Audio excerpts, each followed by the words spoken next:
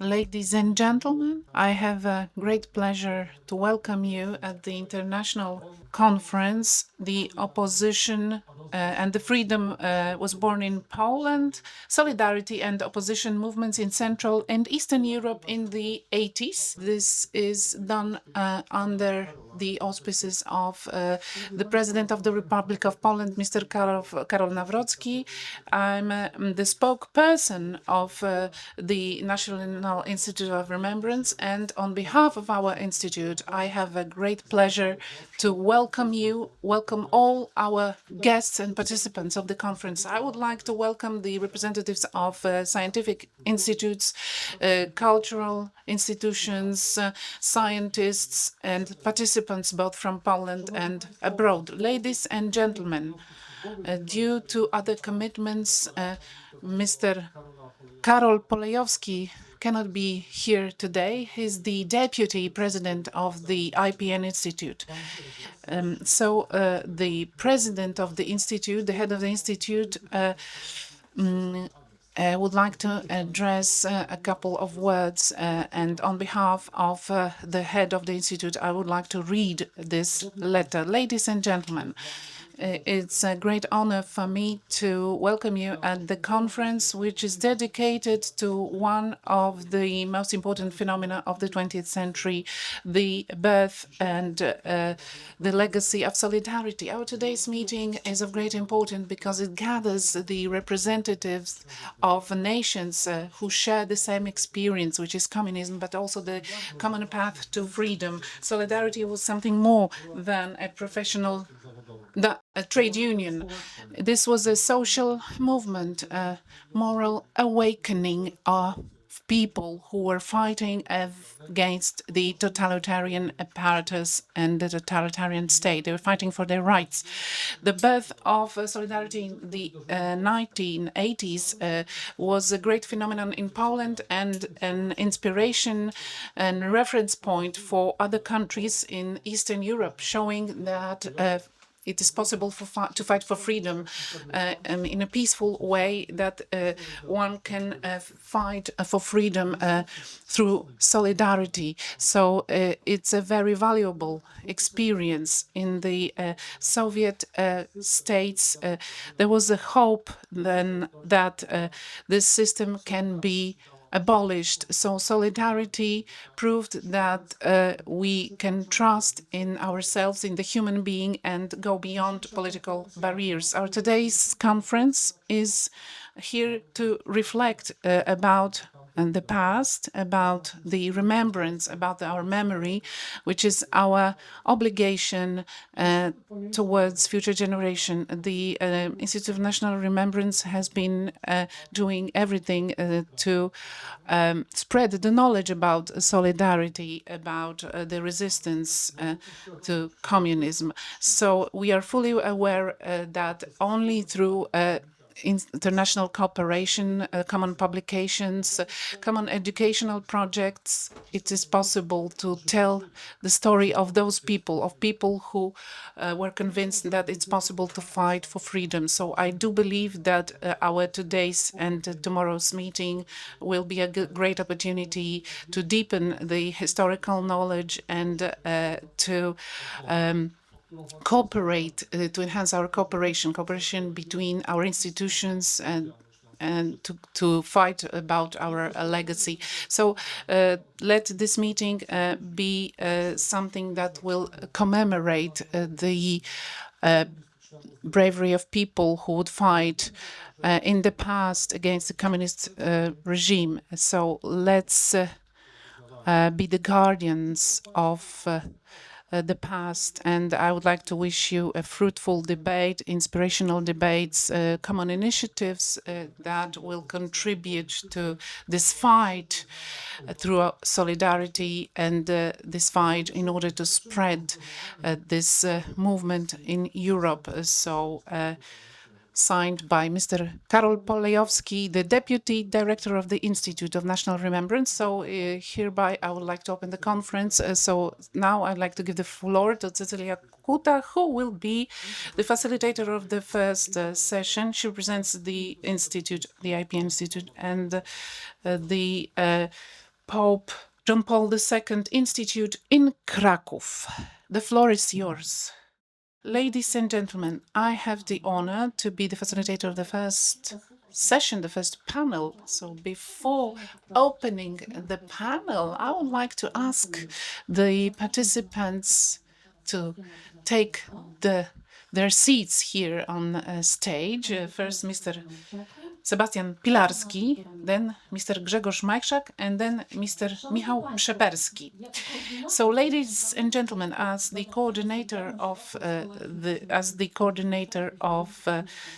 the Solidarity Movement initiative in 1980-1989.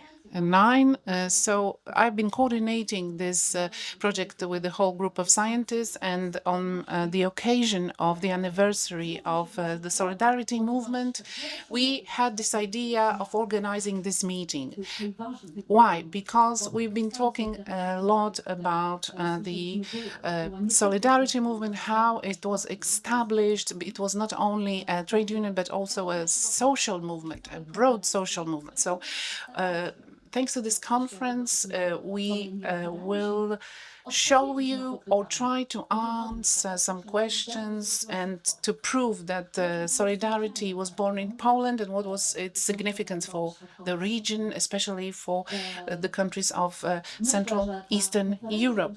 So I do hope that this conference will be a starting point for our cooperation, for those who will be our speakers, but also for other people participating in this conference from this part of Europe. So I would like to thank hereby to all those who have accepted our invitation, to all the people who have volunteered to be here. And I'd like to invite you to take part in this meeting with the history, this intellectual debate, and maybe intellectual argument. So the first paper will be by Mr. Sebastian Pilarski, who is the director of historical research. He's a historian specialized in anti-communist opposition, in the Solidarity movement, but also he's also specialized in other aspects, such as the period in between the wars. So this in brief. His paper will be a bit different because his speech will be addressed to foreigners, to people from outside of Poland, and it will concern the road to freedom. The road to freedom, solidarity in the years 1980-1989. This will be a long presentation, 30 minutes. It's an exception because all other speakers have been granted only 20 minutes. So the floor is yours.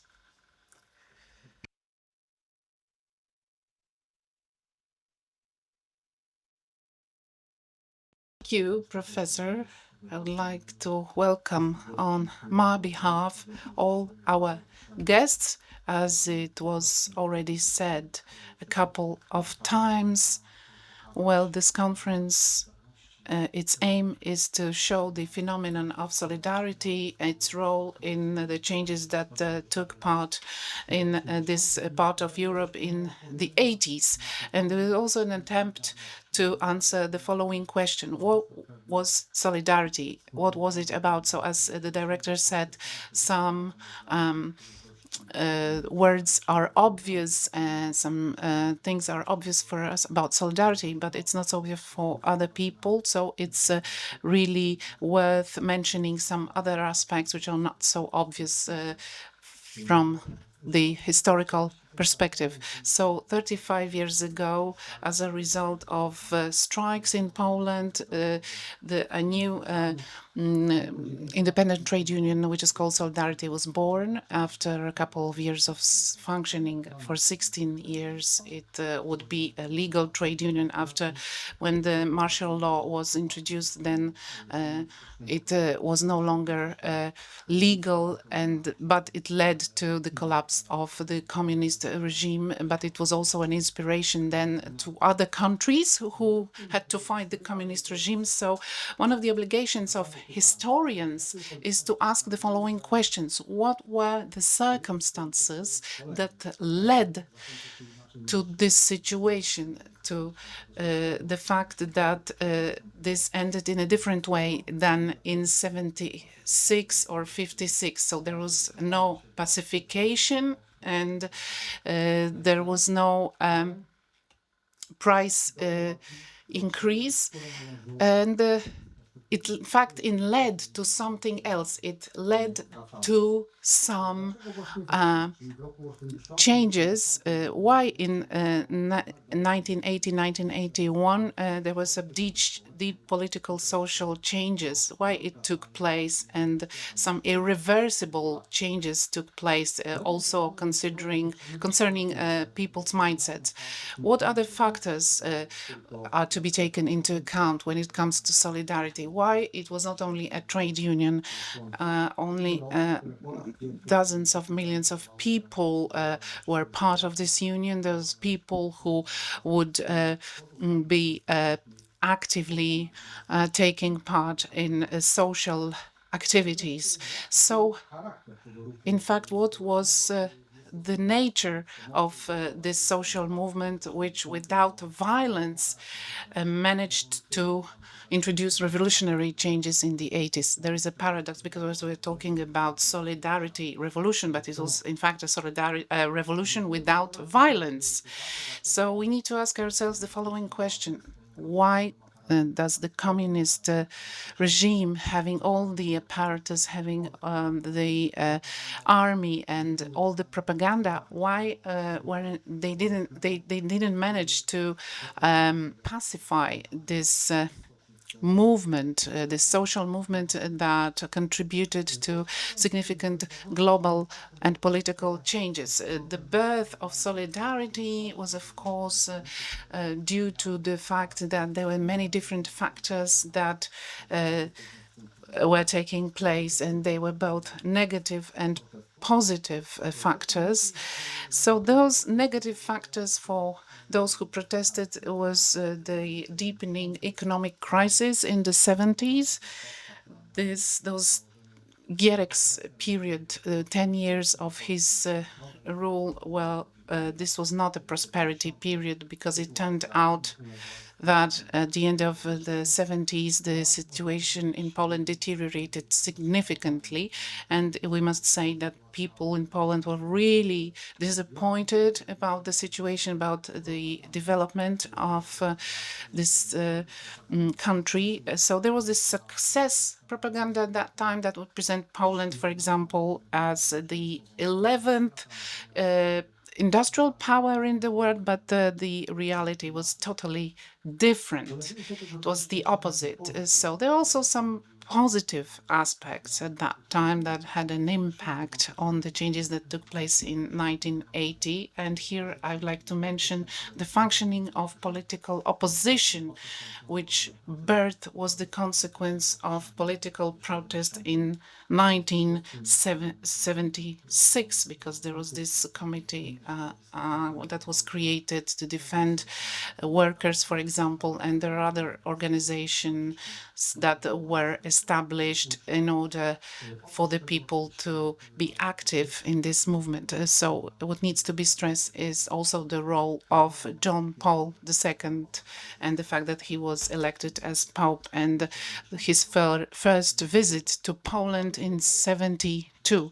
His pilgrimage to Poland, his first visit, was of course something very important, because thanks to that, all the Poles could see how many people contested the then reality, political reality, and that this political turmoil was not only political but also a moral one. Solidarity, from the formal point of view, would be a trade union, but for those who took part in all the events in 1980, it was clear that this formula, limited formula, official formula, was here to be adapted to the then reality, but the main aim was to create an Polish structure that would be present all over the country.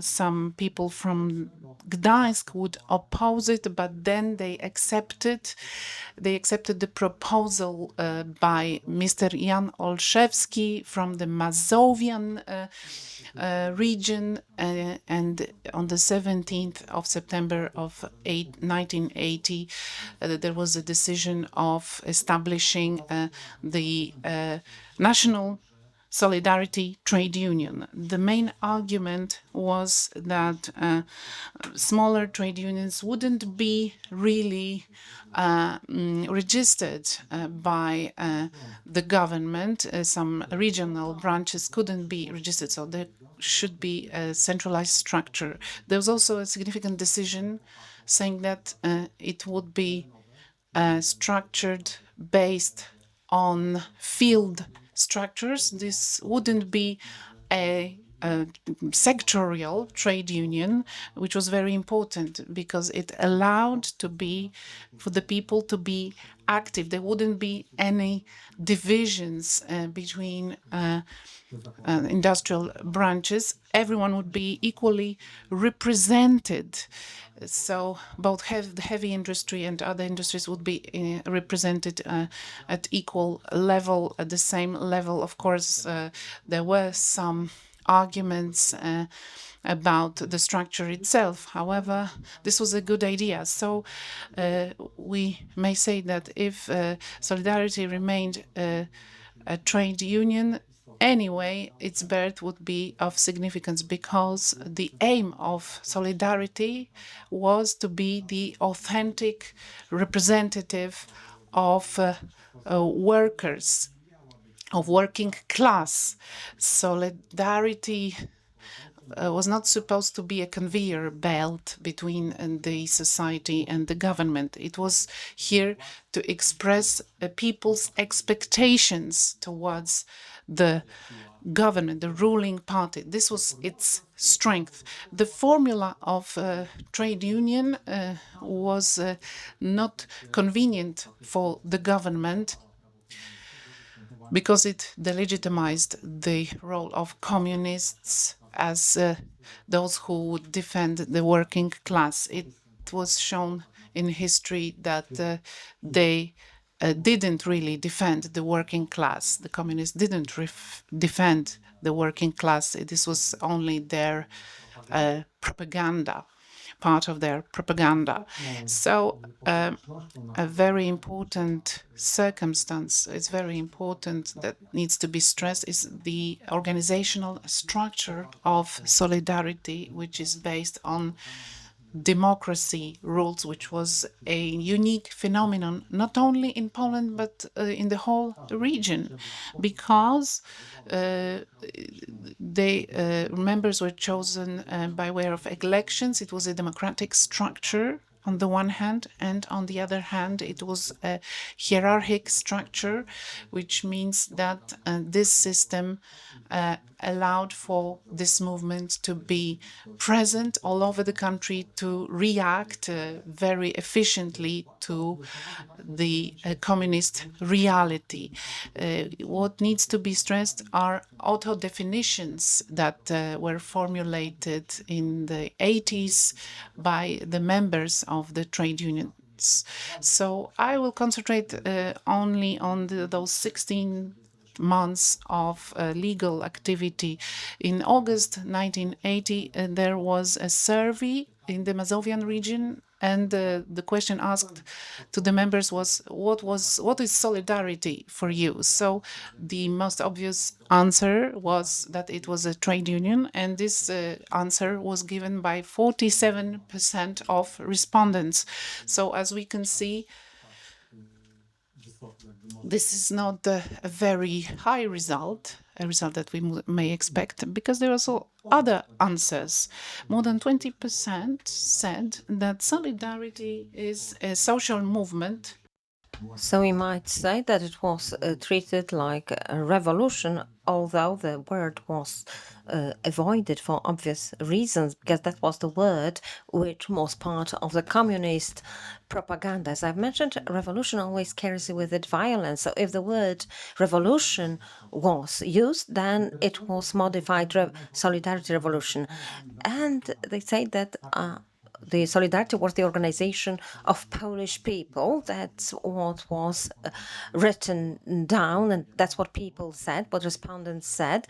So we might say that Solidarity was treated as a kind of national insurrection uprising, which had an institutionalized form of the trade union. So the data clearly confirms that the solidarity is to achieve goals going beyond those of the trade union, and it was also perceived by communists, which very willingly, very often in their propaganda, blamed the leaders of the Solidarity trade union that they are involved in the non-statutory activity. The key to understand the importance of solidarity, it's program, which clearly and straightforwardly reflected freedom aspirations of Poles. Even during the summer strikes in the 1980s, it was not limited exclusively to sort of being well-being matters, material matters, and what is more, most of the requests out of 21 formulated during the strike in Gdańsk were political ones. So they wanted to create an independent trade union, independent from the communist authority. That was the right to get the right to strike, freedom of speech, and to guarantee freedom to people who took part in strikes or who were repressed for political reasons. These were the demands. So we might say that the program and requests from Gdańsk, as well as those laid down in Szczecin, clearly showed that the objective of those social protests was something more than just the fight for improving the economic situation. Ladies and gentlemen, it is beyond any doubt that the trade union organization, which was born because of the social rebellion, had to be an organization that would pursue political objectives. Solidarity was born because of the protest against the authorities, and that's why in the long-term perspective it was to announce the freedom program and to take actions aimed at in boosting freedoms. And later on, which happened in 1989, all these things led to serious political transformations. That is, they started the fight for Poland's independence. As regards the program, which was adopted during the first Congress of the Delegates, organized in September and October 1981, well, there were provisions which emphasized the freedom nature of that movement. It was stressed that solidarity was the structure that unites the features of the trade union and social movement, whose aim was to overcome the fragmentation of society that has existed since the Second World War, and which was really deepened by the communist authorities. And the confirmation of the word was the fragment of the program, which was as follows.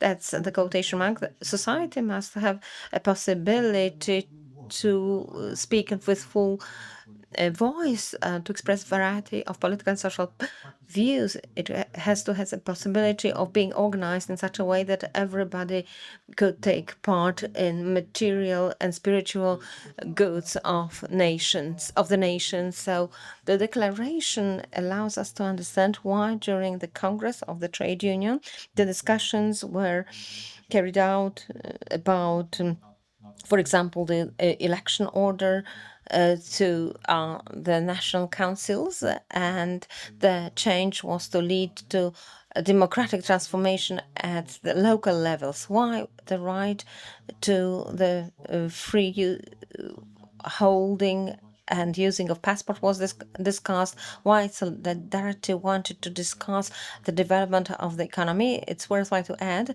that as from October 1981, there were discussions about the establishment of the Social Economic Council were carried out, and this council was to ensure control of states' activities in the economics, but that request, due to the imposition of the martial law, was not implemented.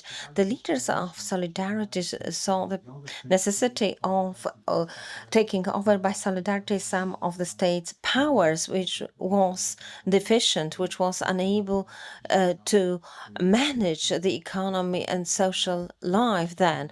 The basis here was the idea of the Poland's republic, which would be self-governing country, that is the creation of the basis of democracy, which finally was realized by the end of the 1980s. And there was also reference to social teachings of the church, especially of the Laborem Exercens, and that was the document written by John Pope II, and it was written for Solidarity, really. And this component, which was part of that teachings, was also consistently discussed between Solidarity members. And it should be emphasized, and that will be discussed by the second lecturer, that is Dr. Majchrzak, so that all these things were not addressed to Poles only. So the classical example here is the message to the working people, which was adopted at the first Congress of Delegates. And there it was mentioned the common destiny of the peoples living under the Soviet domination. And Solidarity expressed their will to support trade unions in other countries of the so-called people's democracies. They wanted to have impact on creating the authentic representation of the working world. The Solidarity was also the threat to the undermining position of the Polish People's Workers' Party for millions of people who were not the beneficiaries of that system. It became the inspiration to start activity aimed at extending freedom. So Solidarity could be defined as the catalyst of the independent societal activity. The trade union was inspiration to take such actions by representatives of other milieus, other occupational groups, social groups. And here classical examples are students who organized an independent students union, which was registered, we must remember, also thanks to the support of the Solidarity readers given to the striking students in Łódź in 1981. We also quote the example of Solidarity representing Polish villages. The Solidarity was also registered as the Farmers' Individual Trade Union in March 1981. It is beyond any doubt that, of course, the Workers' Solidarity Trade Union was of key importance for the organization of independent peasant movement. And then we get closer to a certain paradox, because what communists were aiming at, that is to the alliance of workers and peasants, materialized in 1981, but not thanks and in the interest of communists, but we may say against them. So it is undoubtedly the great victory of the solidarity movement. Of course, ladies and gentlemen, we can discuss for a long time the inspiration of solidarity for other environments, milieus, like people of culture who also wanted to organize the Congress of Polish Culture. We may mention here the organizations of writers, of journalists. These are important things of key importance to understand what solidarity was between August, September 1980 and December 1981. Solidarity was also aware of the necessity to educate its own members, hence they organized various training courses, which was a reflection of what was previously done by the Society of Independent Scientific Courses, and they also showed independent movies like Workers 1980. So by analyzing the impact of the solidarity on Poland's reality in 1980 and 1981, we must not forget about breaking the information monopoly, which was really a specific phenomenon in Central and Eastern European countries. We must first refer to the Solidarity Weekly, Solidarność, which was published from April 81. And there were also thousands of solidarity newspapers published from the level of various factories to the regional level, which ensured the reaching numerous members and sympathizers of the trade union.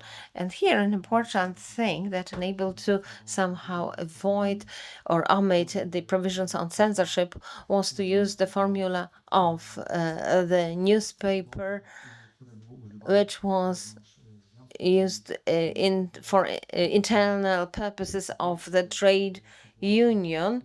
So that was a certain way out, enabling breaking the information campaign.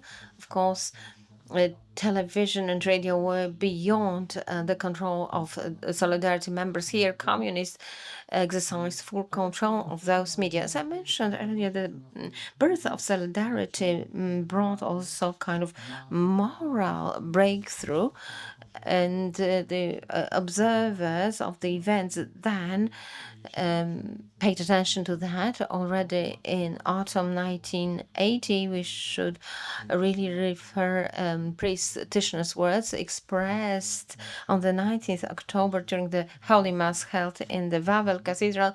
Then priest Tishner said that people refuse their masks from their faces. They come out from hiding. They show their real faces, and from the forgetting of the things, their spirits, their souls go out. And what we see is not a just material thing, but spiritual, because dignity is the most important thing. The best solidarity is the solidarity of conscience.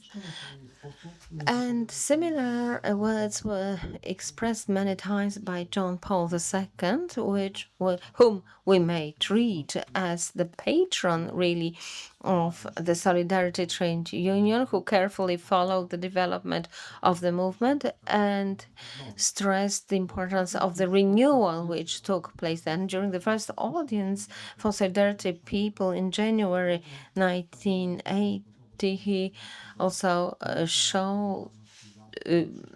mentioned that it was necessary for members to take responsibility for future destiny of Poland, but also the movement for renewal moral renewal of people, social renewal of people. And John Paul II later on emphasized this kind of moral community that was born, that the community of conscience.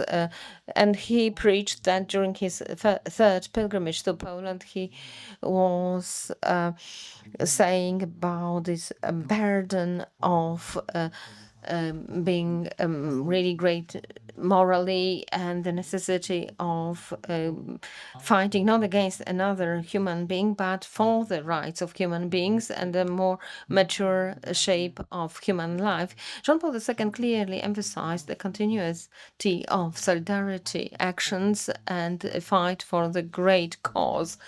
And that's what he said about solidarity. It is beyond any doubt that this spiritual or ideological moral aspect played a great role throughout the whole decade, 1980s, and contributed to the fact that the idea and myth of solidarity survived, although the martial law was imposed, and the idea became alive, although in 1988, when the young generation of workers, very often defined as workers 1988, got involved in protests in spring 1988. An important part of this dignity revolution was also the breaking of the fear barrier, which manifested itself in formulating various calls to the authorities, demanding the stopping of repression against people involved in political activity in Polish People's Republic. Even in December 1980, on the initiative of Solidarity leaders, the Committee for People Imprisoned for Their Conscience was created. So Solidarity indeed went beyond the formula of the trade union.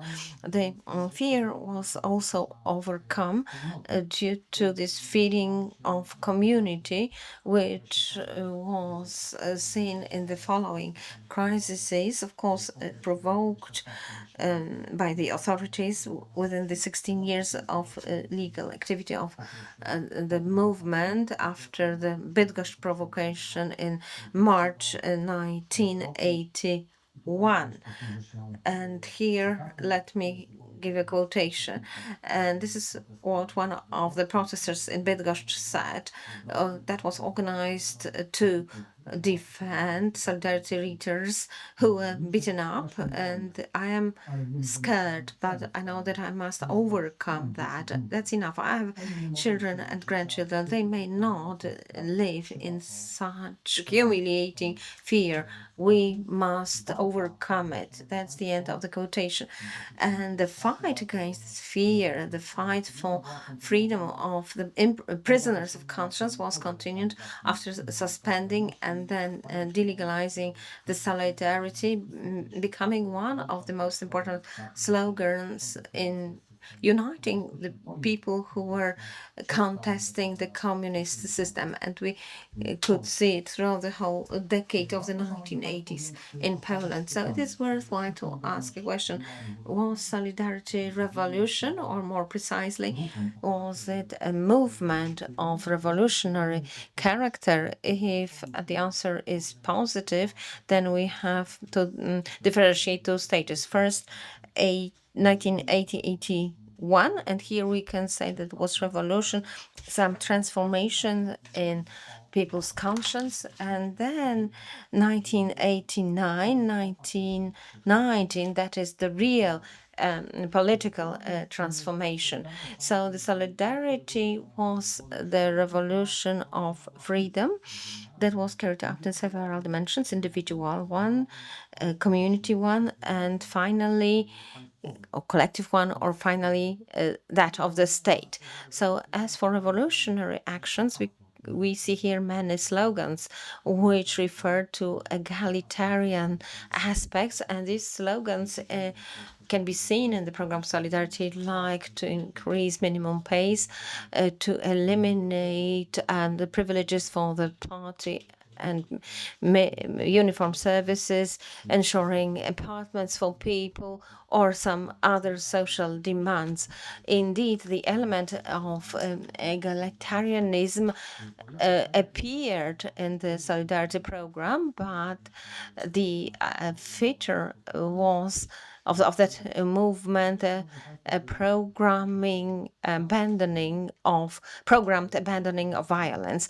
Oh, I can see that that I must come to an end, but let me share with you still some reflections which concern activities in the area called today the area of historical remembrance, because the Solidarity created when it was legally operating kind of its own historical canon.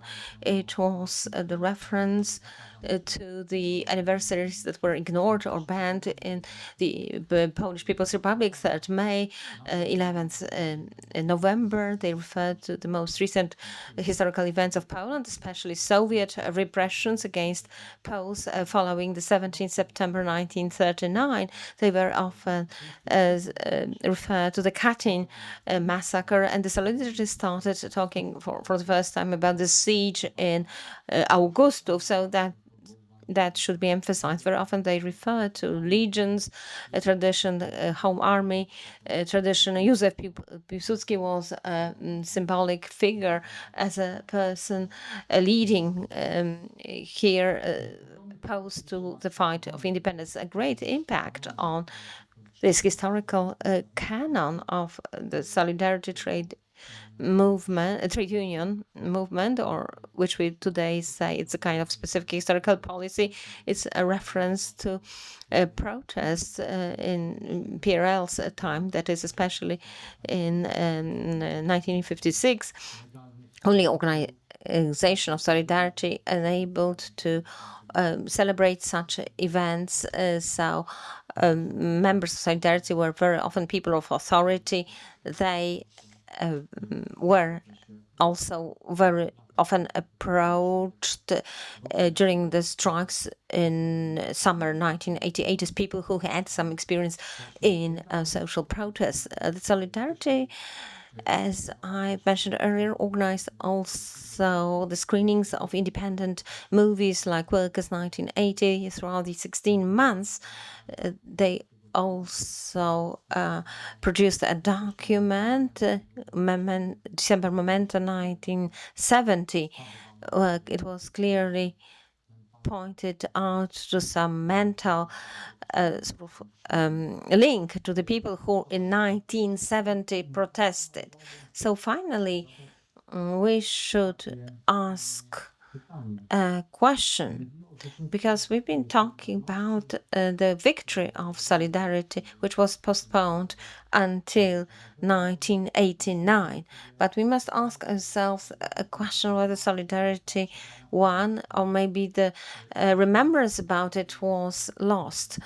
And such an impression, if we follow what has happened following 1989, comes to our minds. I wouldn't discuss how what was the concept of the Solidarity trade union activity following 1981, December 1991, but it's beyond doubt that the conflicts during its underground period, various visions of creating or using the trade union for further shaping of the political situation had influence on the fact that Solidarity, after the transformation of 1989, was perceived differently compared to what was in between 1980 and 81.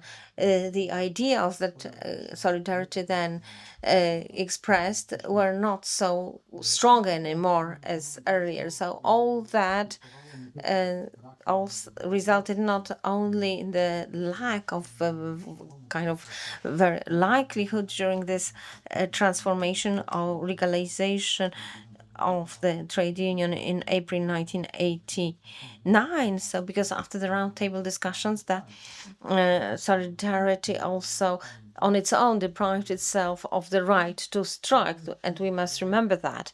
And we must say that in 1989 and later, solidarity was systematically sort of pushed out to some extent effectively from the canon of society.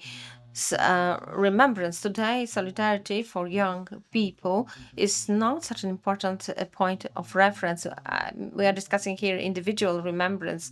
It is not so important reference as in involvement of people in the underground movement, independent movement during the Second World War. Solidarity, unfortunately for young people, did not become a hero of the mass imagination, and the surveys carried out by the IPN clearly shows it. And we did that survey 3 years ago. This generation 20 plus very rarely refers to the solidarity tradition as compared to the older generation, which was the witness or participant in the events related to the birth of solidarity. So, ladies and gentlemen, I will be finishing soon, and just a couple of words from my side. So, based on the data presented, we can establish some conclusions, or maybe see what are the challenges to take up for the future of our institute, because the history of solidarity must not be fall into oblivion. Gustav Herling-Grudziński said that it shouldn't be forgiven, wiped out, and that there should be a clear difference between the totalitarian regime and the good nature of its activity, the activity of solidarity. Of course, let's not forget the fact that this kind of attitude and what happened in the 90s, which consisted in promoting the fact that we should forget the past, this led to a collective amnesia concerning also the solidarity movement. As a consequence, the solidarity activists, and here I would like to quote the words of Herling-Grudziński, one of our intellectual leaders, is that the former solidarity leaders were laughed at, and this is namely the case of Anna Walentynovich. And to sum up, the values carried out by solidarity should remain present in our political and social life. We need to remember that, and we need to remember that freedom should not be taken for granted. Thank you very much. Thank you for this very interesting lecture, introductory lecture. The next lecture will be done by Grzegorz Majchrzak from the Institute of National Remembrance and the Research Department, a very well-known person when it comes to the Polish opposition. He's the author of more than 100 scientific publications concerning solidarity, but also the sports movement during the Polish People's Republic period. So many publications. It's a very interesting lecture. So it's entitled "The Message of the First National Congress of Delegates of Solidarity Movement to the Working People of Eastern Europe and its Reception Abroad." Good morning, ladies and gentlemen. I will be reading my notes. So the first Congress took part between the 5th and the 10th of September, and also in October in Olivia Hall in Gdańsk. It was really exceptional because Zbigniew Romaszewski, director of the Mazovian region, said that it was like the first session of the Polish parliament, like the first democratic session. And this Congress was organized in order to organize elections. That's why there were some different sessions, and the aim was also to establish the program, the working program for the trade union. It was a very busy meeting. The people present, there were like 90%, 95% of the presence rate was really high. So almost all the members were present. They would debate for hours every day, and there's a huge discipline. And when you compare it to our today's parliamentary session, we could see a difference between those sessions and the sessions of the Solidarity movement. So they adopted, as a result, more than 70 documents. And on the 7th of September, the fourth day of the session, they adopted the document entitled The Defense of Working People of Eastern Europe, which became the most popular document of this Congress. From our today's perspective, it's not exceptional, but looking for the perspective of the 80s, it was really a breakthrough. So what was the message of this document? It's to support the working people from all the countries, Albania, Romania, Eastern Germany, and so on. So it would be declared that as the first trade union in our country, we support all our people, and we fight communist propaganda, and we declare that we will keep fighting the false information spread in all your countries. And we are the first organization established as a result of working class strikes. And the last words of this declaration were controversial, because those who decided to fight for a free, democratic trade union movement, we believe that we will be able to meet and have an exchange on our experience. So who initiated this document? It was initiated by an MD from Poland, a surgeon from Poland. This was his idea. He was 32 years old, and what he would say, it was the result of hysteria, because people were fed up with what was done in our country. Jan Lityński also took part in establishing this document. Henryk Wujec, who was a member of the council, would say that it was necessary to adopt it. More than 70 documents were adopted, and this one was the only one which was adopted, and the rules were not respected, in fact. So the Commission of Resolutions would adopt all the amendments, and only then it would be voted. In this case, this was not done like this. The rules were not respected. It was adopted quicker, in a quicker way, because it was already late. So it was the end of the meeting. And in fact, please imagine that what was significant was that the message was published in August, and it was written a couple of months before, and it was sent to Poland by our Russian counterparts, who would also fight against the communist regime. And although some people think that this document didn't have any impact on the establishment of our document. So the message was adopted by the majority of delegates in the Olivia Hall, by journalists and regular Solidarity members.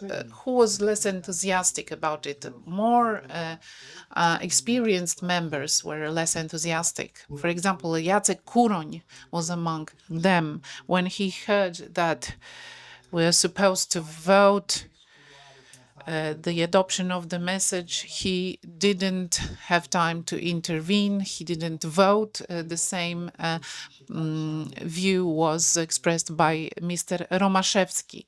So, because this was a good document, but it could be something that could make the government attack the trade union. Some foreign journalists would say that the message would be the first step in the case of solidarity when spreading the idea of revolution. And it was also summed up in a similar way by a British journalist who would be there. So he would comment on that by saying that it was a significant moment in history where the limitations of Cold War would be rejected, the realpolitik would be rejected, and a new program of solidarity would be introduced. So it's not a surprise that it was the object of attacks from the government, from, so to say, regular workers and the Soviet Union. On the 9th of September, 10 days after its adoption, the Secretary General of the Russian Communist Party, Leonid Brezhnev, he would say that it's a dangerous document that would be the expression of the fifth column. So on the other hand, he suggested that we don't respect this document, that he would choose 4 production plants in Russia to fight against what was said in the document. The Suslov Commission was also created as a result. So the suggestion by Brezhnev was supported by the Politburo. Viktor Ignishin appointed 2 other production plants. However, the impact of this document was really broader. One of the Georgian journalists said, I remember that this created real chaos in the country. I remember that some protests would be organized against what the Polish people would establish in this document.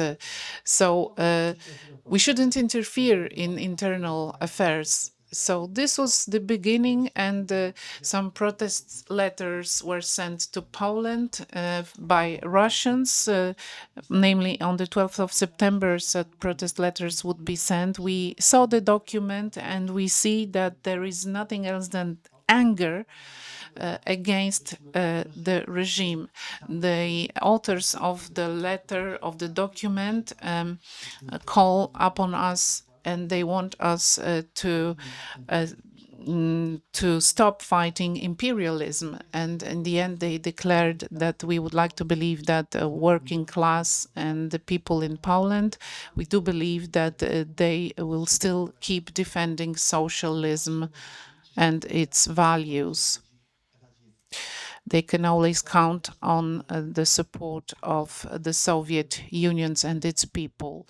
On the other hand, Stanisław Kania, the Secretary General, said that what is interesting the Polish comrades really ignored this letter from the Soviet Union and they also ignored the document issued by Solidarity because they considered that it was an unnecessary interference into our system. They said that the document's aim was to create some turmoil in our country. He said, I don't know what's your intention, why this provocation, but we need to fight against it. The Pravda newspaper in the Soviet Union attacked document 2, and it falsified the title of the document, specifying this document as provocative towards socialist countries. So the message adopted in Gdańsk, which is against the communist regime, asks on behalf of whom it was adopted. They said that the Congress in Gdańsk, in fact, was just a gathering of solidarity contre-revolutionary anti-socialist movement. So the conglomerate of counter-revolutionarists, this is how it was qualified. People who would fight socialism in Poland, that would like to destroy the Polish People's Republic and implement bourgeoisie and its this kind of order in Poland. So the same way it was presented, the same way in other countries, it was condemned family. For example, in Czechoslovakia, the communist and the Hungarian party condemned it, family, and there were also protests organized and against it. For example, in Bulgaria, Czechoslovakia, and in Hungary, such protests were organized. There were also some protest letters which were sent. The Secretary General of Hungarian trade unions said that he thanked for being invited to the Congress, but he said that he considered this message as an unnecessary interference in the trade unions' activity. However, we are really surprised by your courage and the fact that you would like to change something in socialist regimes. However, our functioning in Hungary has been efficient, and we wouldn't like, as trade unions in Hungary, to give any advice to anyone. There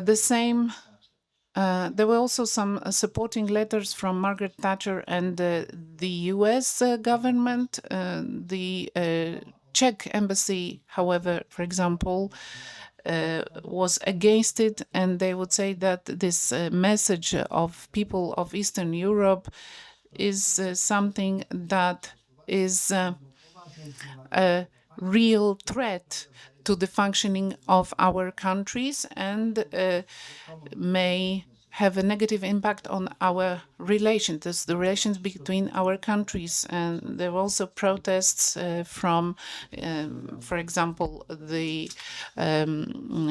secretary of the Hungarian Communist Party, János Kádár. He would say that this is provocative. This is a provocative Congress that took part and was organized by Solidarity in Poland. It was irresponsible and demagogical. It was a step that is unnecessary and that undermines the functioning of our states. Hungarian working class considers it as a provocation. So on the margin, the propaganda activity of communist countries had really different impact, and it popularized the document in our region. The most spectacular proof of that was a letter by Napokos Julius Philip, which was read on the 27th of September. And its author would express himself, and it is on behalf of other workers, and he would say that he was thankful for this message. He would support the initiative. He would thank for the initiative. The message itself consolidated the Polish-Czech solidarity, for example. With the time, there were less emotions around this message. However, the Polish government wanted to really judge all the people who were responsible for that in Poland. So this is now, this message is a great proof of the fact that solidarity was of great importance in this period. And this is a document which is really of actuality. And we related to this document later on now, for example, when we have the war in Ukraine and the situation in Belarus. So we refer to this document that we support the working class and the workers from Ukraine and Belarus. We are with you. We are with all the workers in Europe, and we do hope that we will not experience totalitarianism or communism anymore.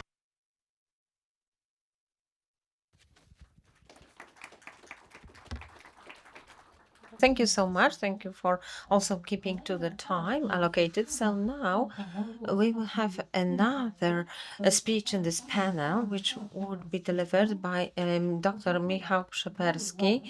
And the title is The White Swan and the White Eagle. Was European freedom born in Poland in the 1980s?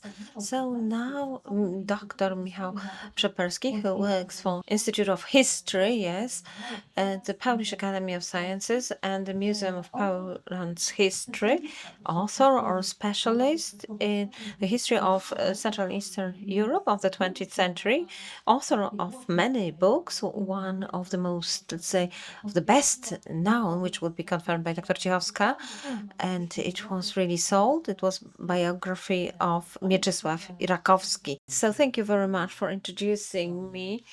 I would try to tell the history of these 10 years within 10 minutes. So that would be 10 years of history plus many more years, that is 40 years of disputes about who started the end of communism. Is it the end of communism or collapse or implosion, and was really freedom born in Poland? The title of the conference implicitly persuades us that it was like that, but there always must be kind of, let's say, black sheep that would intermingle with it. I would say no, but it seems really wasteful that it's no, and it was Gorbachev. So the first idea for the speech, which I changed later on, was, so of course I would say that solidarity is important, because it really is important. The problem is that we are unable to measure it in methodological terms. We are unable to show that indeed solidarity swept away communism, but we are able to prove that if it had not been for Gorbachev and his political decisions, there wouldn't be the there would not have been a round table, and then there would not be possibility for the collapse of the communist regime. And then, you know, the Soviets also did some things like Yanayev coup d'etat, and some people really were observing it thought that the history would go back. Okay, so I'm going now beyond the 1980s, because it's not yet an epilogue of that. It's an integral part of the same history. Anyhow, as for the question, was European freedom born in Poland in the 1980s, could be rephrased. It can be asked, was the Soviet domination of Central Europe started to end, or did it end because of what happened in Poland? And indeed, I mean, well, regardless of my original idea, because, well, then we would say Gorbachev, but better authors than me wrote books about Gorbachev. You should read them. But, well, really, we are unable to say that. Okay, now let's think about it. Now, white eagle, that's the solidarity. That's well, from the moral viewpoint, I do agree with what was said, especially by Dr. Pilarski, who said about the moral importance of solidarity. I fully agree with it. Solidarity indeed is an aspect of good. Of course, the totalitarian communism, whether it was totalitarian in the 1980s, well, we can have a dispute about it. I guess it was not. After 1956, it was less totalitarian. Anything, it was something that the collapse of which everybody here and those who joined us through social media are satisfied that the system does not exist anymore from the moral viewpoint, the solidarity, August 1980. And here we see that in the picture of the strike, Lech Wałęsa, and I have an impression that his name was not mentioned. He was the leader of Solidarity then. Why am I saying that? Why Wałęsa has this place in the photograph? He was, of course, the leader, important leader, but he was one of 10 million people. The strike in the Gdańsk shipyard was, in a sense, we could say, of course, different terms, but I would say it was one of the white swans, and then it was Gorbachev. I would go back to it later on. Marcin Zarabek's book, great disappointment, and the reading of the book is not a great disappointment. He is attempting to state how it all happened with solidarity. And the book gives us a lot of answers. It gives us also the cognitive liatives of what a historian is able to establish, because in fact, when we read the book, we have an impression that of course, that there was August 1980. Then later on, Solidarity was established, as Dr. Pilarski broadly discussed it. And who contributed to that? The winter of the 500 years, the effect of the Pope. I will get back to it. The economic problems, the change in mentality, pop culture, and I could mention many more factors, and which is decisive on them. We don't know. It just happened, and we are unable to say that. We are unable to say which one was the most. And President Nawrocki recently in one of his speeches mentioned Anna Walentynovich. Indeed, if it had not been for her, there would not have been that strike. But let's imagine that there was no Anna Walentynovich as a figure, and there was no strike in the Gdańsk shipyard. There wouldn't be solidarity. And Maciej Zaremba wanted to show it in his book, and many authors as well. So there were some structural problems of Poland the communism was grappling with at the time, in the Soviet, let's say, version in Poland. Of course, communism looked differently in other countries, in the US, in the Soviet Union, Hungary, Bulgaria, Eastern Germany, of course. It looked different in all these countries. Anyhow, it seems that this tension between an individual role played by important actors of history like Anna Walentynovich, Lech Wałęsa, or Wojciech Jaruzelski, this could be positive or negative heroes. Anyhow, we are unable, in my opinion, to determine that in a conclusive way. But now, let's imagine who caused the collapse of communism. We are, of course, interested in Central Europe. I would say I prefer Central Europe, not Central and Eastern Europe, because Central and Eastern Europe is more often used in Anglo-Saxon world and in Anglo-Saxon sciences. Okay, we may use that term. In fact, it's the same area. So now, the effect effect of the Pope.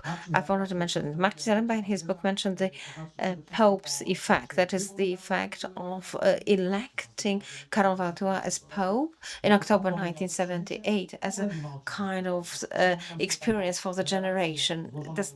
We shouldn't really recall that. We now the declaration made by Macierewicz in 1978, the way that he discussed it when he got that information, and I remember it was here, not far from the street. People were starting hugging each other, shaking their arms. I really envy him because I was born later than the 16th October, now the 2nd June 79, and then until June 1989. So the importance of that for what? For the mentality, for the customs, for feelings in the Communist Party committees, but how to measure it? We are unable to do that. So now, what about John Paul II and Reagan? Did they overthrow communism?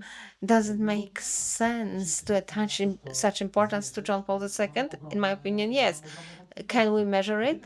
I have doubts about it. If we attempted to do that, because I'm thinking deeply about it, it is not so that I've just come here and I'm just sharing doubts. No, I do research on these topics. I read very good authors, better than me. And I have an impression that we must boldly say that we don't know some things. So how to measure the power of John Paul II? I think we can try to look at the intensification of how Poles approach religious practices in the 1980s, but it does not only have impact on political issues, but the spiritual history. Let's refer to a book by Maciejewski, Nic to, It's Nothing. That's the spiritual history. I wouldn't say it has nothing to do with material history, but it's based on different rules, should be treated differently. Now, John Paul II, what can we say about him? He was important. If it had not been for him, I would say quite simply, which is important for me, it would have been much worse. It would have been much more difficult to imagine that. But was it so that it was John Paul II who ended communism? I think we are unable to prove it. Maybe we are able to prove it that it was Margaret Thatcher who did it. Here we see her in the picture. So yeah, she looks like a sort of military person, and there are many comparisons that people do it. But let me just limit myself to the fact that Margaret Thatcher, at first political figure from the West, Prime Minister Downing Street from 1979, she made various political specific decisions, including the one on being the symbol of political conservatism, which was completely different than Soviet communism. And they say it's her, and then President of the US, Ronald Reagan, who is a very conservative politician in America, president since 1981, during his first term of office, was very much anti-Soviet. He was talking about the empire of evil. At the same time, it was just Ronald Reagan who started later on to hold negotiations with Gorbachev in a way that had not been done before. So Reagan and Gorbachev, it had never happened before, such negotiations. None presidents, no Gerald Ford or Nixon did it.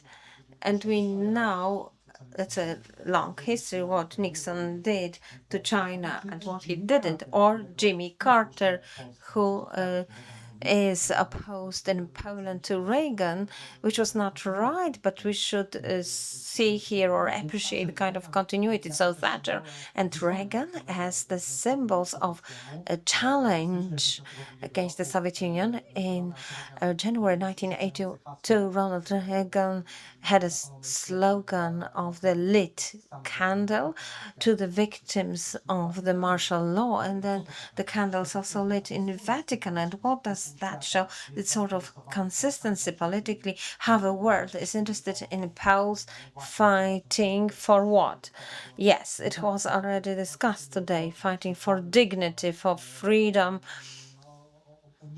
for immaterial values of huge value, of huge importance. And the three figures that, as I've mentioned, of course, are important, but how to measure them? Is it enough to measure about the number of words about Poland? Quite a lot of them. But at the end of the 1980s, it was not Reagan who didn't say so many words about Poland, more about relations with the Soviet Union, more about the future of the world in Geneva, in Reykjavik, and Washington in December 1987, then in Moscow in 88. They did not discuss Eastern Europe, Poland. It just, against all the odds.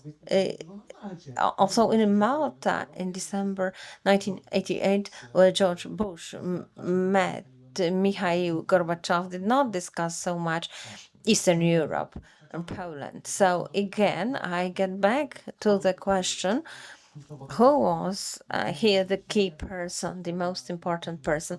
So, well, I am convinced, and I wrote it in my recent book that I would like. So, the white swan was also Mikhail Gorbachev, which you can see here in the picture in February 1987. So we might say that the element that we are not really thinking about, maybe it's understandable, because of course I'm a guest here, I'm feeling here as if I were at home, but Bierka used to being focused on the history of Poland, but this is an international conference where you should go beyond. So what's non-existence is the social history of the Soviet Union. There is no such research, no works like that, that would be well known in Poland. And that's why my knowledge about it is limited, and all the time I'm trying to extend it. And I think it's really crucial how very much different man and how differently was he received. Gorbachev, from the first months of being in power. So let me give an example. Mikhail Gorbachev was a man about whom is the first, the Gansek, just maybe the first one, about whom people were joking. And he was the first one. It was really, there were jokes about him and his wife at the same time.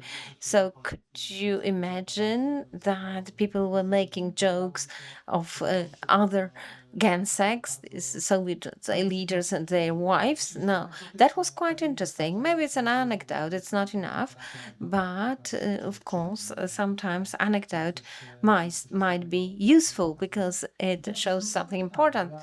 In this case, now the key question, because there are various theses which I presented quite recently in the European Center of Solidarity at the conference then.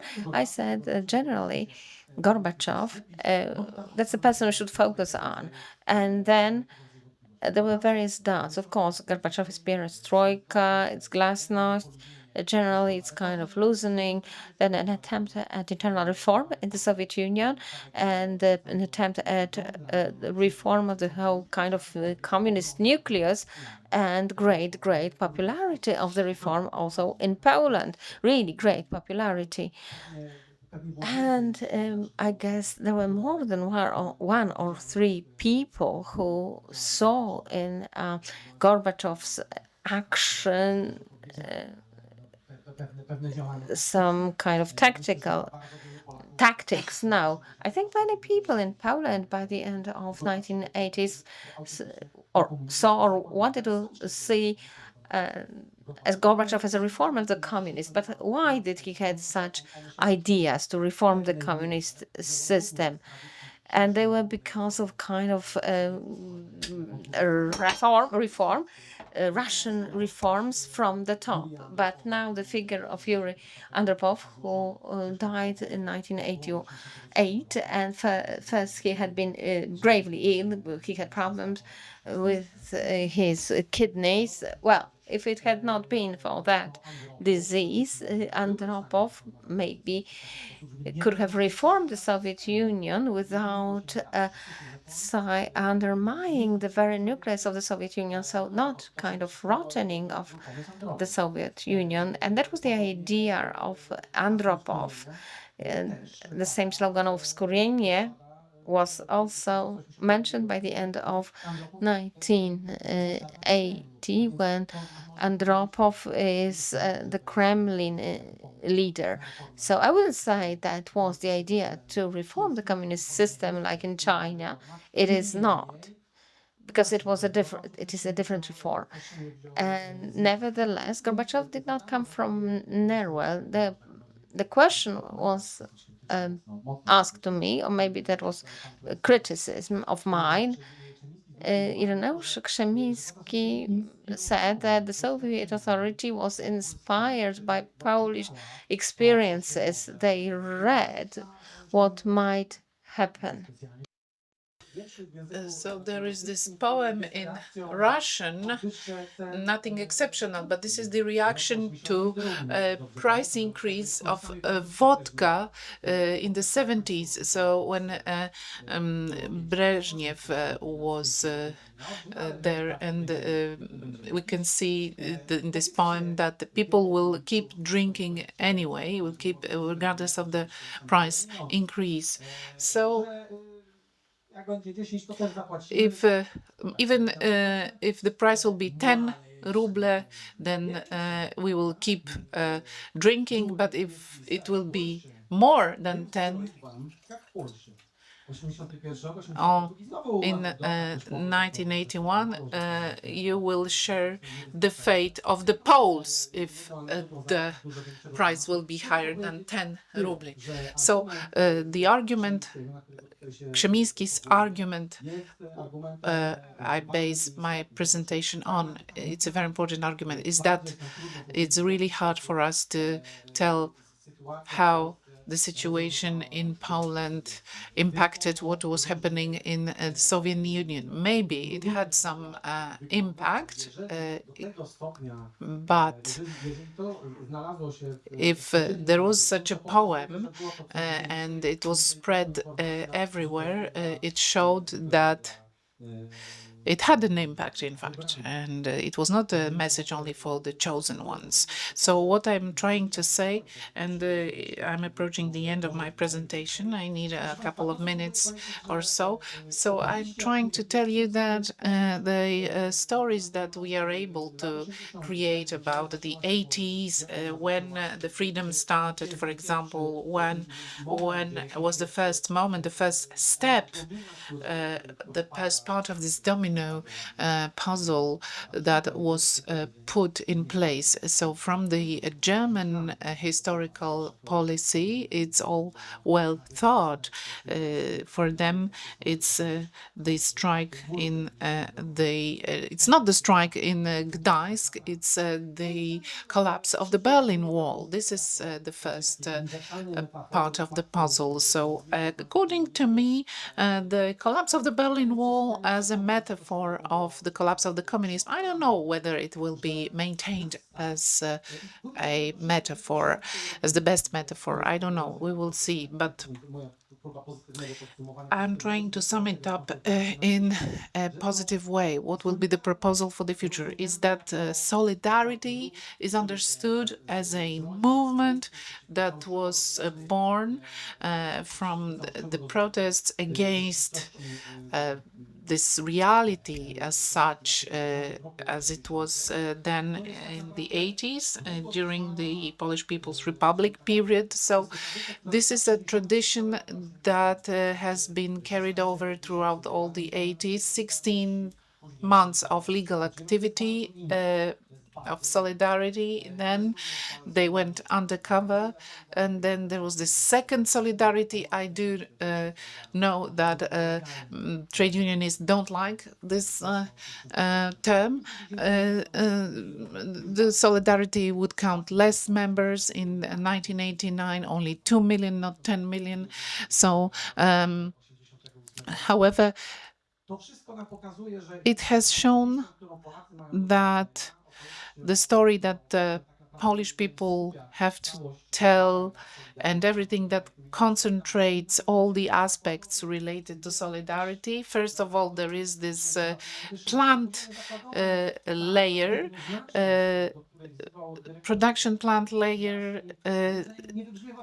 This is not very important, this layer, because at the production plant layer, of course, there were some serious conflicts, but at this level, people couldn't be apart. They would need to agree and act together. So what I would like to show is what we need for the future. Well, not what is black, what is white. So just to sum up, we tend, especially in Poland, or Polish historians tend to have a romantic approach on Polish fight against communism. So, well, it would be good, definitely good, to make good use of the romantic approach by saying that the communism collapsed thanks to elections that took place in 1989. Yes, this is the best message that we can show to the world, where a dictatorship collapsed thanks to the first democratic elections. Because it took place here in Poland because of a group of people who were very involved, such as Leszek Moczulski, Lech Wałęsa, Anna Walentynowicz. This is possible. We've shown that it's possible. So everyone who voted on the 4th of June contributed to the collapse of communism. So your vote counts. And my last sentence, I had the lecture a couple of weeks ago in another conference, and it was proved that the discussion concerning the martial law, of course, law doesn't make sense, because here the romanticism is not well calibrated when it comes to the martial law.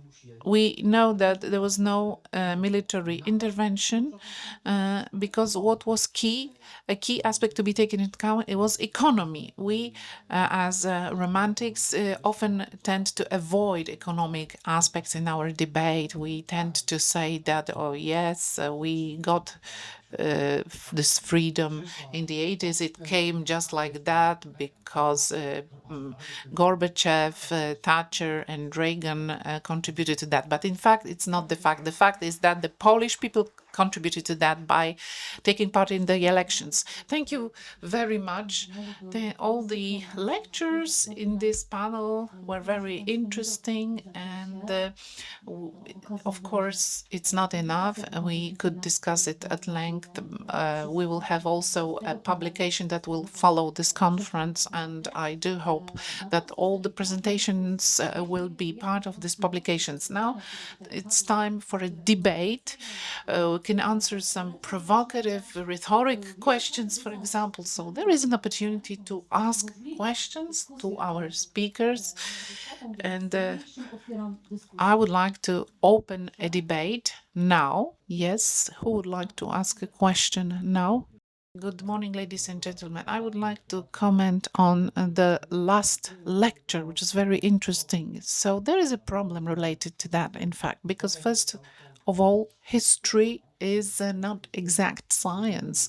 So when we are talking about some attempts, so we use a language, a qualitative and not a quantitative language in history. There is no repetition in history. For example, in chemistry, things are repetitive. Some experiences may be repeated with the time.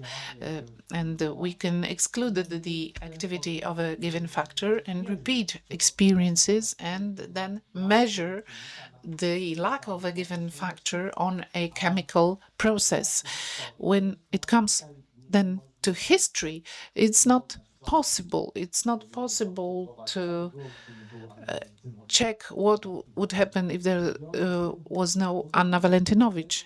So the main assumption is that we base ourselves on theory. But in the case of solidarity, yes, what theory gives us? It's a hierarchy of factors. So we make some methodological assumptions, some theoretical assumptions, thanks to theory. So in the case of this lecture, the last lecture, we would need to bring together two theories: the geopolitical theory, why the Soviet Union collapsed, why there were Gorbachev's reforms, and why he started reforming the Soviet Union, and why he did it this way and not another way. For example, compare it to Chinese reforms, which took place at the same time, and there the reforms did not go hand in hand with democratization. In the case of Gorbachev, there was first this democratization process, and then it led to the crisis in his empire. The second case is the social growth, development, what led to the establishment of solidarity as a movement. So here we would need to get a bit back in time, because first of all, solidarity is a kind of part of a whole chain of rebel. We have 76 in Poznan, 1970, 1976, all the rebels that took place. So theoretically, we need to see how far we need to get back in the past. So what is the conclusion here? It's that the case of solidarity, if we want to spread, of course, this movement among the youngest generation, it's not about giving already made specimens, but we need to keep asking questions, scientific questions, research questions, and search for answers, ask questions and make the younger generation to answer, make them answer them. This is how we should spread the knowledge about solidarity. Thank you very much. Another question? Janusz Andryszak. I noticed in your speeches, I noticed that there are three elements which are missing, and they had a great impact on the protests in the 80s and in 70s. The first thing is a series of disasters, Rotunda's explosion, then on the 15th of February in 79, then the crash, the plane crash in 1980, and a railway accident near Toruń, and there are many victims as a result of those accidents. And the fact is that it had an impact on the perception of the Polish government. And the next thing is the Olympic Games in Moscow. It was, in fact, the first Olympic Games in this part of Europe. So because of the Olympic Games, there were shortages of commodities and products in Poland because they was be sent to Moscow. And the first strike took place in the Lublin region, and people would weld some wagons to the rails so that they don't go to Russia, and also the PWE conference. And this changed the whole perspective in Poland, because from then the Poles would refer to the human rights. In 76, when there was some spontaneous protests, it was spontaneous, but then there were new movements that were created, and people would read more about it. They changed their attitude. They knew what kind of rights they would have. Poland signed this declaration and the Warsaw Pact, yes, declaration. So this is what lacked in your presentations. Thank you. We will collect all the questions and then answer.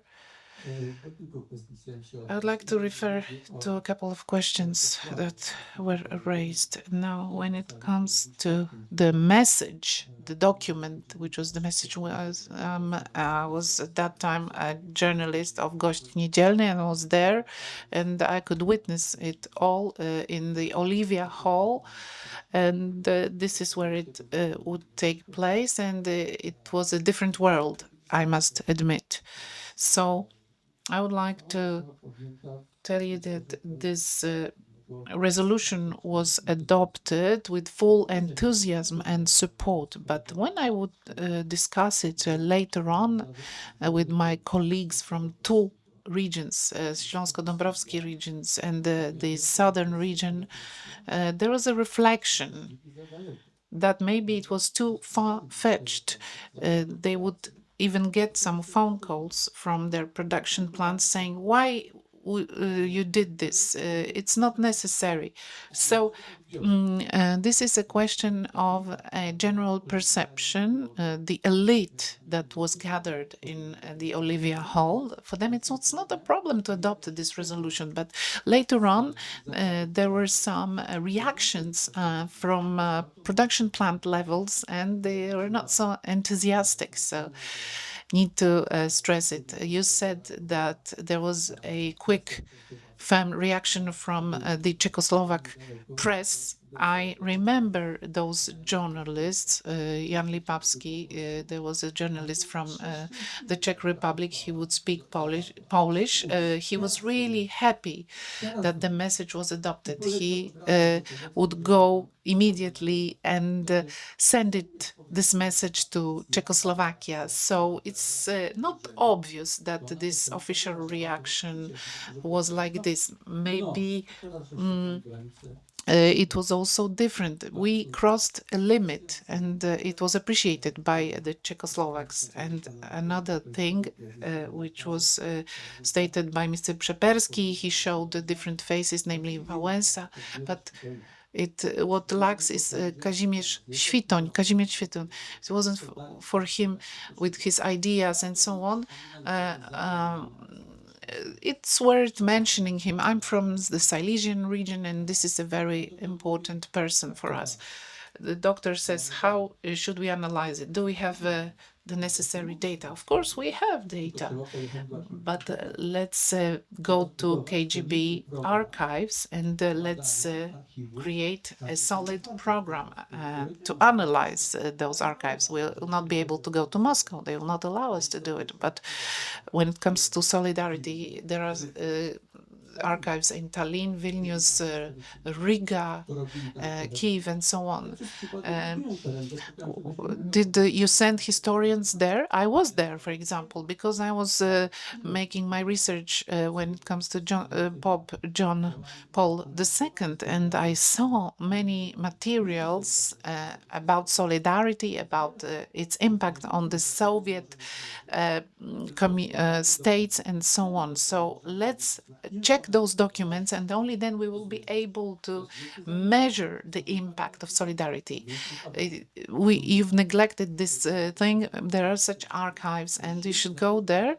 We should start analyzing post-Soviet KGB archives, especially KGB archives. This archive contains all the documents because KGB analyzed thoroughly what was happening here. Already on the 15th of August, Andropov orders to mobilize all the KGB units close to the border, to the Polish borders. So the alert state and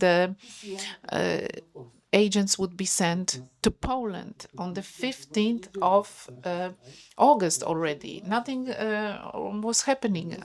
So this order by Andropov was far-fetched, and then there was this order by Kowalczyk, and he would mobilize our police. So the KGB was very well informed. They had an agent we were not aware of in Poland. KGB had also an opportunity to have a great impact on what was going on in Poland. This is what I wanted to say. It's not enough to say, oh, we don't know. Let's try to know more. Thank you very much. Are there more questions? Dariusz Kazański from IPN from Gdańsk.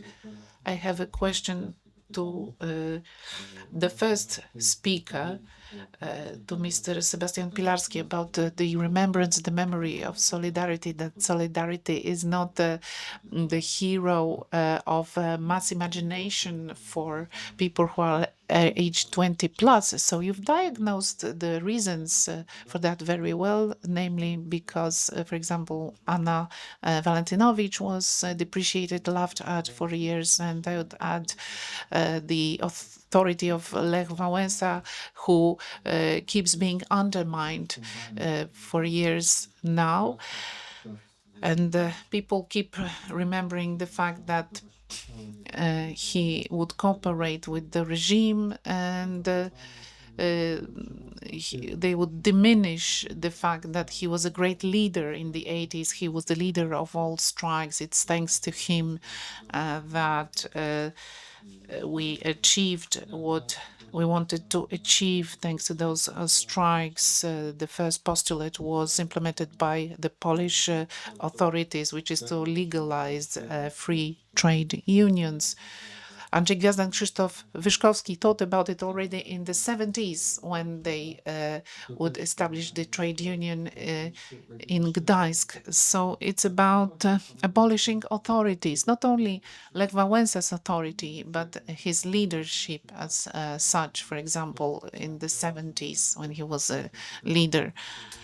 Mr. Grajewski already mentioned it, is that we need to analyze, of course, the KGB archives, KGB documents. I agree with him, but I think that it's a processed message, because when you look from information written down by KGB from the 80s, this is a secondary information, process information.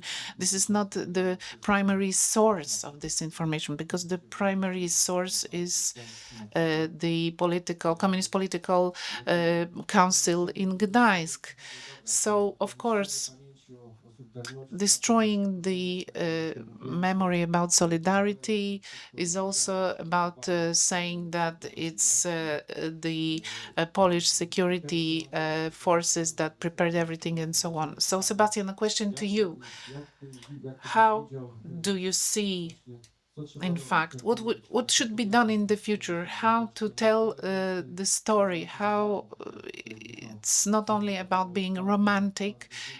This was hard life, not only romanticism. In 81, 88, this was hard life, real fight. This was really tough, not romantic. So, of course, Sebastian, how do you see it? How to reach the youngest generation? I have children which are not even aged, and they are not even 20. So the problem is how to show this revolution without violence. I was born in Gdańsk. As a child, I witnessed the birth of solidarity. It all started in Gdańsk, in fact. So how would you see it? How should it be described? How solidarity should be presented in a very attractive way to the younger generation? How to sell this story? How to make them be part of collective imagination? To take a mic, so finally I've managed. I'd like to say a few words which are important. What role was played in the collapse of the world's communism and the Soviet Union? There was a moment in the 1990s when it seemed that Russia would be a democratic state, that it would be possible to talk to Russian historians. Once through the Polish embassy. We wrote a specific memorial, and during the discussions in Moscow, the question was asked about the role of solidarity, and someone said, who really undermined the communism, who played the biggest role. These were the trains of friendship. That is this kind of liberal Polish communism that existed here, just behind the border of the Soviet Union, or in Belarus or in Western Ukraine, especially in Belarus, in Lithuania. I am from Brest. In Brest, everybody had some family in Poland, some relatives, etc. People went there to visit their families. We just watched Polish television, indeed, and these trains of friendship led to the fact that from Vladivostok to Brest, there were kind of Polish marketplaces. Polish people sold many products that were not available there, and they sold practically everything. And a great role in that was played by the leaders of those delegations. As a student, I worked with Tomasz, with Polish delegations, and Polish communists were the best, let's say, merchants, we must say. And during this discussion, during mutual trade, we discussed cutting, massacre, and mutual relations, and departures to Siberia. Everything was discussed. And finally, maybe someone remembered it, that we held a discussion with an important person, and he said that this element of Polish liberal communism played an important role. And it seems to me that this is a role which was not really studied in Poland. Well, not to mention in Russia. And today's Russia, of course, no, it would be difficult to have somebody interested in it. And the Polish Communist Embassy, PRL's embassy, was spreading different views among Russia intelligentsia. Wajda's films were screened only in the embassy, not all of them, but they were shown to the Russia intelligentsia. In St. Petersburg, there is a museum of Josip Brodsky. I was there. It's strange because there are many extracts from Polish newspapers, from Szpilki and other newspapers. Brodsky and Russian intelligentsia studied Polish because they read Polish newspapers, and for them it was a freedom. Of course, the difference between the Russia or Soviet intelligentsia and the nation is huge. In no other country there is such a big difference. There are two different nations, but the impact of Polish people, kind of solidarity as well, but I will discuss it later on in my speech. But this kind of liberal Polish communism, I think we forget about it, but that played a huge role. Sorry for saying that. Thank you so much. And Dr. Kozłowski, please. I have 3 or 2 questions and an observation. One to Dr. Pilarski. I'd like to emphasize what Dr. Kazański said, how to communicate this message to young people, and how to get young people interested, because we said it was a revolution without violence, because it seems now that young people now are very much interested in violent events like the Second World War cursed soldiers and its problem selling something which is basic work like self-organization, etc. How to make young people interested in it. Now a question to Dr. Grzegorz Majchrzak.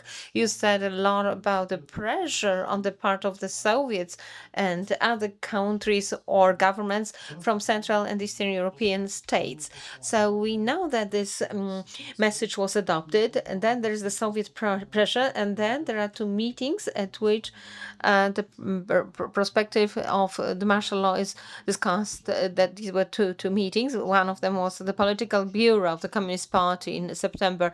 Do you see here a kind of cause and effect phenomenon? Now the question to Dr. Przeperski, you said that definitely we must have a look at the fundamental factors that led to the establishment of solidarity, and must look at the fundamental factors that led to the appearance of Gorbachev. And you rightly also point out to Andropov, and we must also pay attention to these issues. We have kind of memories of Dobrynin, who was ambassador then, and there was a meeting later on, and he said that our position on the international scene depends on the economic power, and we don't have it.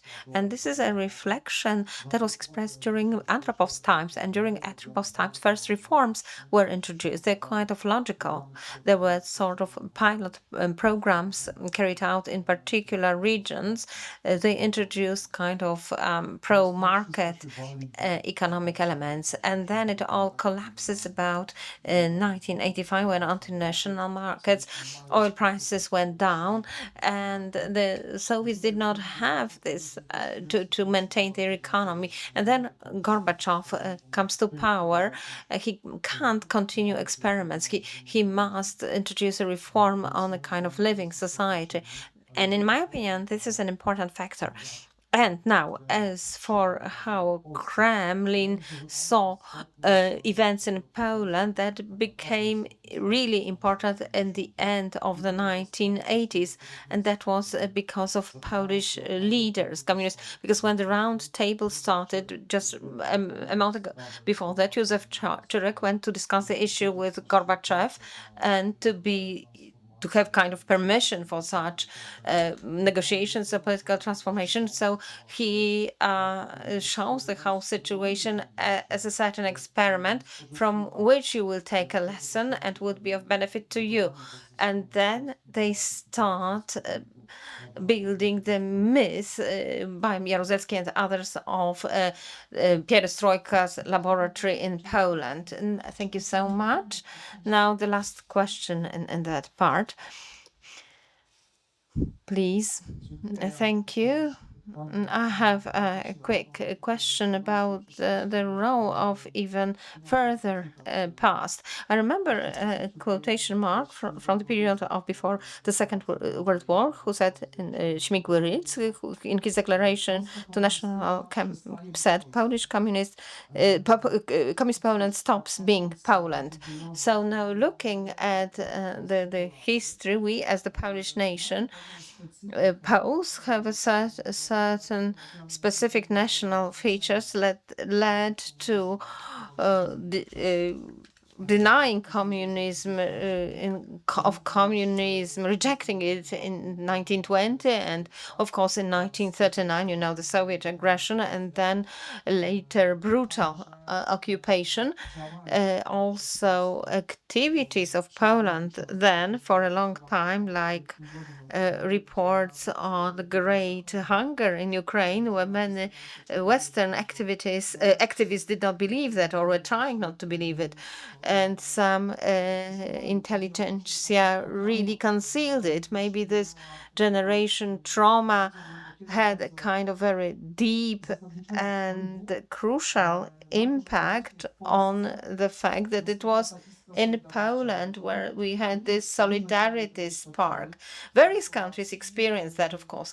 In Czechoslovakia, also people went on strike, but Czechoslovakia did not have such history of conflicts with the Soviet Union in the 1936. There were even plans of being in alliance with the Soviet Union against Germany. Anyhow, my question is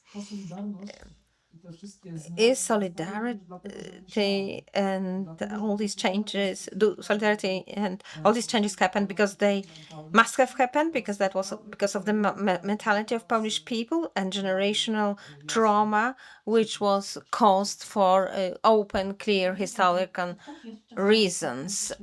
Anyone would like to ask a brief question? If not, but we are behind the schedule, but let me demand from panelists something which is impossible. So briefly refer to all the questions. All right, thank you so much. So with the director, we agree that I'm to be the first to answer the question. Thank you very much for questions. It was not Rydzmik who wrote the declaration, but Adam Kotz. As for the remaining ideas, they are very interesting one for ideas for interpretations. It's a kind like essays. There is something in it. What I can say briefly, Professor Brzechczyn, thank you very much for your opinion, and I'd like to mention many things, but let me generally to conclude it into sentence. What I wanted to say, it was not to say of my researchers' helplessness. It was a show of consciences that a causal assignment to such a thing, that what Professor Ivanov said about intelligentsia in Moscow. Indeed, I just held a discussion with Hieronim Gral about it. That was in 1980s, 90s, and even 2000. All these flows existed, and I do fully agree with what you said. I also agree with what has been said by Dr. Krajewski, that the importance of KGB documents. But I have an important doubt. What can we say that, well, there were trains of friendship, that there were a transfer of young people, students, dozens of thousands of such people. What can we say about it? We know that it happened, that it was like that. These were very rare, specific situations that it had some consequences, like Stanisław Ciąsek learned from Janajewa that there would be a coup by Janajew before that coup by Janajew. So this causal assignment is very difficult. It is not so that it's impossible and there are no KGB documents, but when we do research on Poland, we have CBOS documents, and Levada Center is a different period, not 1980s. It's a different context. So this is the social history, which is difficult to compile, but it doesn't mean that we shouldn't attempt at doing that. Thank you so much for your questions. Ladies and gentlemen, as for the reasons for the strike in summer 1980, of course, the reasons you mentioned, they do not appear then. There are two major reasons. First, there was a rise in prices of some articles, foodstuffs, meat and processed meat. This is important because that was in stores in all these factories. I did some research here on that in Warsaw and in Żyrardów. There were strikes organized there. Of course, the issue of foodstuff supply does appear then. There is a comparison to food supplies in Warsaw and Upper Silesia, and then the situation is better, and there is no element of Soviet Olympic in Moscow. There is another important element, and in the Communist Party documents were more important in the first days of strike. This was not a rise in prices, but a reduction in pace, in remuneration for workers. And one more factor, which was mentioned, there were fewer working days before that, so some people who were working daily had lower pay. So that was all the explosion. Lower pace, higher prices. That's the first thing. And the second, of course, the issue of welded locomotives. It's myth. Well, that was the station which was blocked, not welded.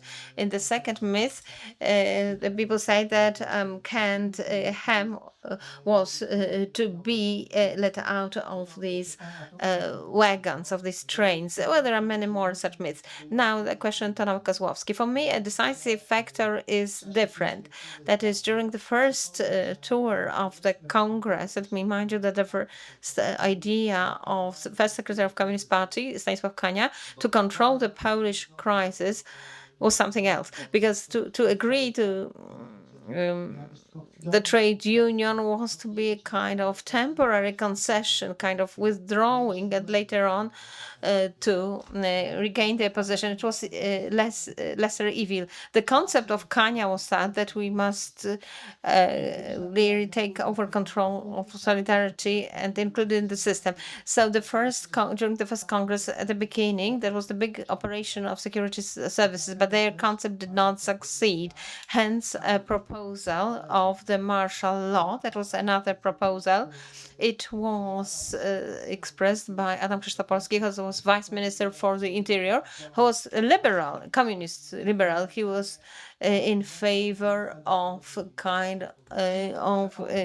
harassing activists, not imprisoning them. So then Czesław Kiszczak presented the proposal to the political bureau, and it was rejected because there was one more factor which made it impossible to introduce martial law. That was Stanisław Kania, who was against it consistently until the very end. Of course, the message gave some effect. It heated the atmosphere, as Jerzy Holcev said. It caused a certain dam to break. It caused more radicalization. In October, there was a demand of free elections, not only to regional councils, and also the demand to remove the Communist Party from factories. And, well, indeed, it contributed to radicalization, but I wouldn't say that this message of the Congress led to a situation where the martial law was inevitable. No, I would say more unsuccessful actions of the solidarity. Let me add one more thing, maybe not politically, for the remembrance of the solidarity. What is an obstacle are living heroes. They are very active politically now, and I have an impression that solidarity has a chance to become popular, because there are some trends also in history, some topics which are more trendy. So solidarity needs time, but how to talk about it?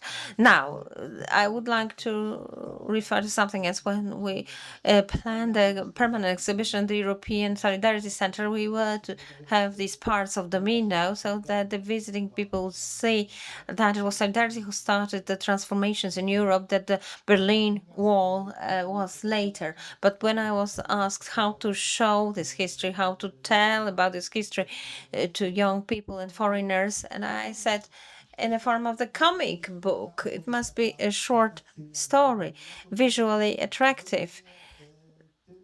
So I think what gives the biggest chance to get people interested in it is a film, but not such films were made.